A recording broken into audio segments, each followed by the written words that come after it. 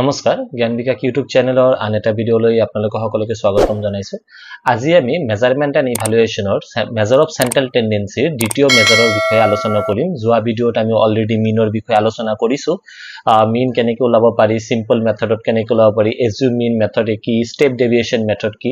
বা লং মেথড বা shortcut method, আমি এইবোৰৰ বিষয়ে আলোচনা কৰিছো। যদি আপোনালোকে সেই ভিডিঅটো চোৱা নাই, এবাৰ গৈ পেলাই সেই ভিডিঅটো চালে আপোনালোকৰ হয়তো কনসেপ্টবোৰ ক্লিয়াৰ হ'ব। তো আজি আমি মেজাৰ অফ চেন্ট্ৰেল টেন্ডেন্সি দ্বিতীয় মেজাৰ যোনটো হৈছে আমাৰ মিডিয়ান, যাক অসমীয়াত কোৱা হৈছে মধ্যমা, আমি মধ্যমাৰ ওপৰত আলোচনা কৰিম। সো ফাৰ্স্ট অফ অল আমি মিনৰ বিষয়ে যেতিয়া আলোচনা কৰিছিলো, আমি মিনৰ কি জানিছো, মিনৰ অৰ্থটো কি আছিল, what do mean by mean, এটোৰ বিষয়ে আমি আলোচনা কৰিছিলো। মিন মানে অসমীয়াত কোৱা হয় গড়, আৰু মিনৰ অৰ্থটো কি আছে, যেতিয়া কোনো এটা গ্ৰুপ অফ ডাটাৰ কি হয়, আমি এভাৰেজ ভ্যালুটো উলাও, তাক কি কোৱা হয়, মিন বুলি কোৱা হয়।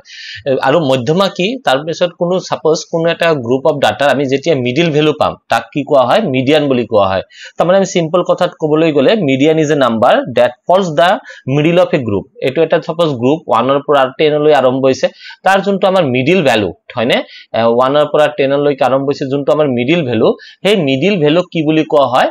মিডিয়ান বুলি কোৱা হয়। তো মিন মানে কি, মিন is the average of the group. এই গ্ৰুপটো যোনটো আছে, এই গ্ৰুপ অফ ডাটাৰ যোনটো এভাৰেজ ভ্যালু, হেতুক মিন ডিনোট কৰে। আৰু এই গ্ৰুপ অফ ডাটাৰ যোনটো আমাৰ মিডিল ভ্যালু, এই মিডিল ভ্যালুটো আমি মিডিয়ান বুলি ক'ব পাৰো, বা মিডিয়ান বুলি কোৱা হয়। তো আমি সিম্পলি এনেকে ক'ব পাৰো যে median is a number that falls in the middle of a group. আৰু এটো কেনেকে ওলাব পাৰি,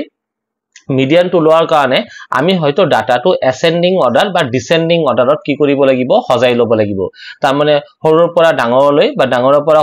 সৰুলৈ আমি এটো কি সজাই ল'ব লাগিব, তাৰ পিছতে আমি মিডিয়ানটো লাভ পাৰো। তো আমি মিডিয়ানৰ ইয়াতে দুটামান ফৰ্মুলা আমি চাম। তো প্ৰথমতে যেতিয়া আমি মিডিয়ানটো আমি কৰিম, তেতিয়া আমাৰ চাব লাগিব নাম্বাৰ এ কন্ডিশনত, আমি যেতিয়া ডাটাবিলাক বা সেট অফ ডাটাটো data is in odd form.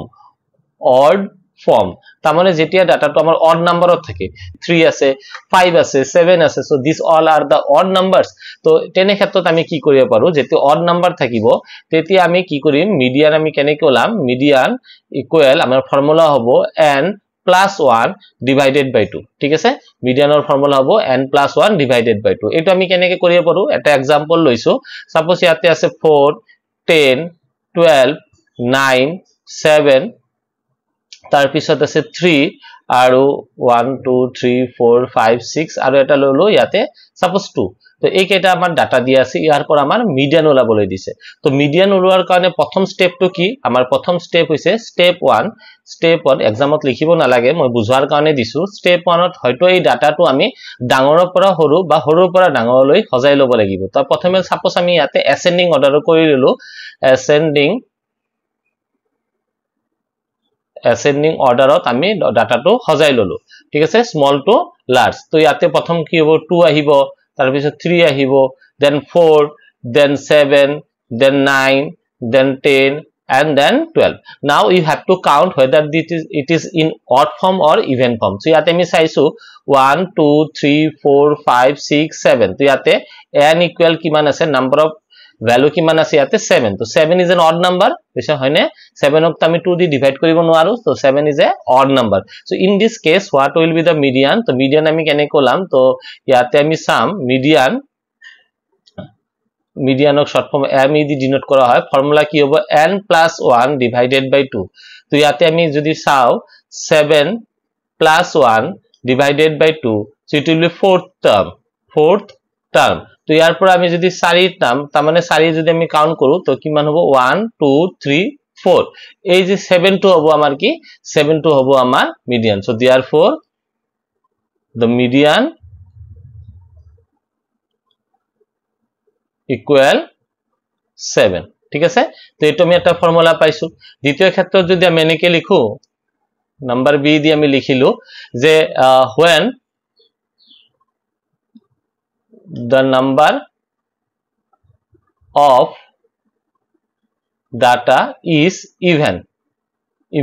Number of data কি আছে, এবার ইভেন আছে। তো ইভেন হলে আমি কি ফর্মুলা ইউজ কৰিম, তো প্ৰথমতে আমি চাব লাগিব যেতিয়া n আমাৰ ইভেন থাকিব, n ইকুৱেল কি থাকিব, ইভেন নাম্বাৰত থাকিব। তেনে ক্ষেত্ৰত আমি মিডিয়ানটো কেনেকৈ কৰিম, তো মিডিয়ানৰ কাৰণে mi আমি দুটা ফৰ্মুলা ইউজ কৰিব লাগে প্ৰথমতে আমি কি কৰিম n/2 ঠিক আছে আৰু এটা ফৰ্মুলা কি n/2 + 1 আৰু এই দুটাৰ যোনটো আমি এভাৰেজ পাম হেতুই হ'ব আমাৰ কি মিডিয়ান এই দুটাৰ কি লাগিব আমাৰ এভাৰেজ লাগিব তো एग्जांपल এটা দেখাই দিছো সাপোজ ইয়াতে এটা কোশ্চেন মই লিখিছো 7 10 12 9 6 3 12 তো কিমান হল 1 2 3 4 5 6 7 আৰু এটা লিখি ললো ইয়াতে সাপোজ 4 এইকেইটা আমাৰ ভ্যালু দিয়া আছে তো প্ৰথম কথা আমাৰ কি কৰিব লাগিব এই ডাটাটো অ্যাসেন্ডিং অৰ্ডাৰ বা ডিসেন্ডিং অৰ্ডাৰত সজাই লব লাগিব তো আমি অ্যাসেন্ডিং অৰ্ডাৰত সজাই লৈছো অ্যাসেন্ডিং অৰ্ডাৰত আমি সজাই লৈছো অ্যাসেন্ডিং অৰ্ডাৰ তো অ্যাসেন্ডিং অৰ্ডাৰত সজালে প্ৰথমতে আমাৰ কি আহিব 3 আহিব 4 আহিব তাৰ পিছত আমাৰ 6 আহিব 7 আহিব 3 গল 4 গল 6 গল 7 গল তাৰ পিছত 9 আহিব তাৰ পিছত 10 আহিব তাৰ পিছত 12 আহিব আৰু 12 আছে দুটা 12 আছে তো ইয়াতে মই 12 12 লিখি ললো তো ইয়াতে আমি যদি এতিয়া কাউন্ট কৰো 1 2 3 4 5 6 7 8 সো ইয়াতে আমি চাইছো n ইকুয়াল কিমান আছে 8 that means even number so প্ৰথম ফৰ্মুলাটো দা ফাৰ্স্ট টাৰ্ম প্ৰথম টাৰ্মটো আমি কেনে কলাম তো সিম্পল n/2 তাৰ মানে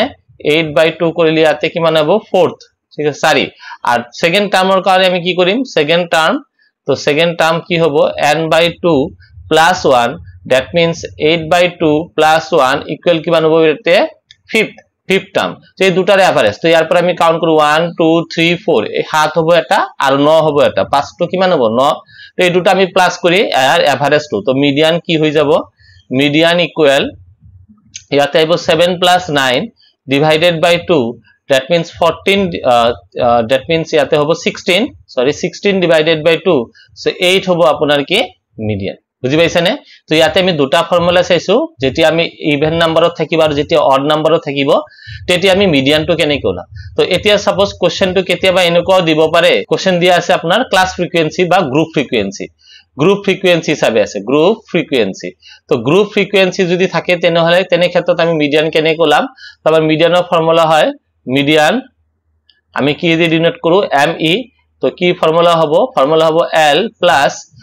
n/2 মিডিয়ান মানে কি it is a middle value of the series হয়নে কোনো এটা গ্রুপ অফ ডাটাৰ মিডল ভ্যালু হেকানে 2 দি ডিভাইড কৰিব লগা হয় divided by 2 minus cf divided by f into h বা I ঠিক আছে হাইট বা ডিফারেন্সস ইয়াতে ডিনোট কৰে সো এইটো আমি এটা ফৰ্ম প্ৰ্যাকটিক্যালৰ যোগেৰে কৰো সো সাপোজ ইয়াতে লিখা আছে ci আৰু ইয়াতে লিখা আছে f তো যেনেকুৱাকে আমাৰ পৰীক্ষাবোৰত আহে আমি তেনেকুৱাকে লৈছো তো প্ৰথমতে সাপোজ ইয়াতে একদম হৰো প্ৰ্যাকটিক্যাল লো আমি 25 ৰ পৰা 29 আছে তাৰ পিছত 20 ৰ পৰা 24 আছে তাৰ পিছত আপোনাৰ ইয়াতে 15 ৰ পৰা 19 আছে দেন 10 ৰ পৰা 14 আছে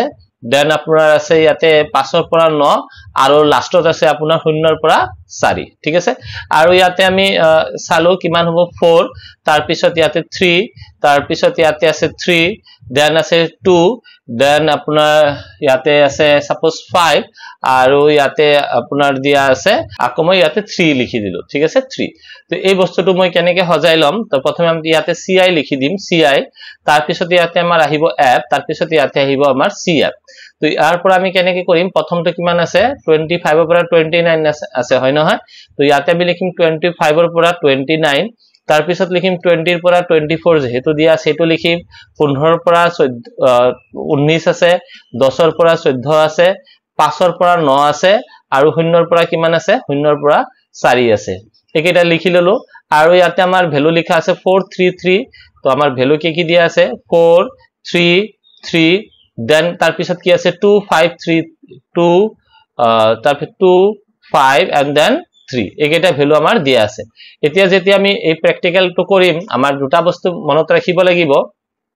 প্ৰ্যাকটিক্যালত যে আমাৰ প্ৰ্যাকটিক্যালটো মানে অঙ্কটো আমাৰ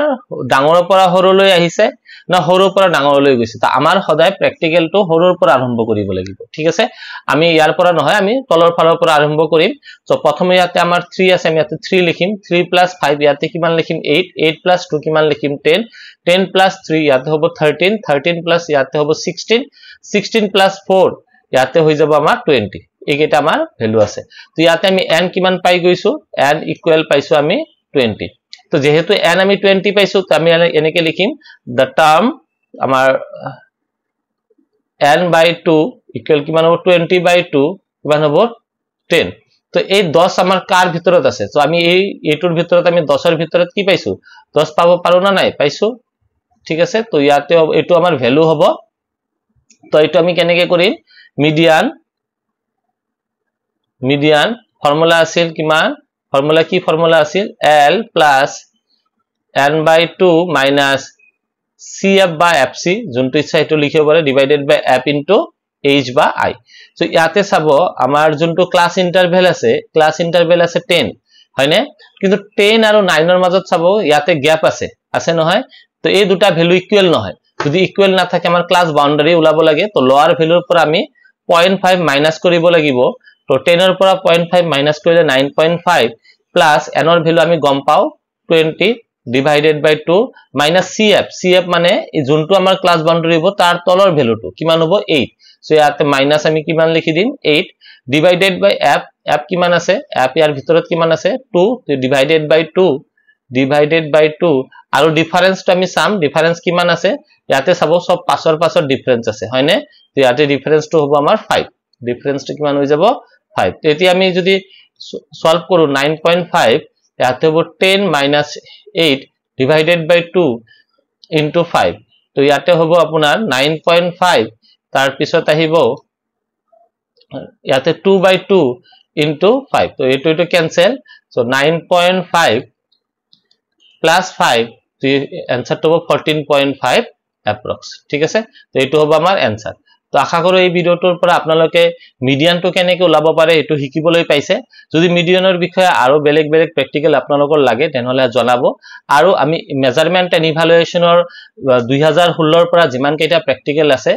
এই প্ৰ্যাকটিক্যালবোৰ লাহে সলভ কৰিম আশা কৰো ভিডিওটো আপোনালোকৰ ভাল লাগিছে যদি ভিডিওটো ভাল লাগে ভিডিওটো লাইক কৰিব শেয়াৰ কৰিব আৰু চেনেলটো সাবস্ক্ৰাইব কৰি দিবলৈ নাপাহৰিব থ্যাংক ইউ ধন্যবাদ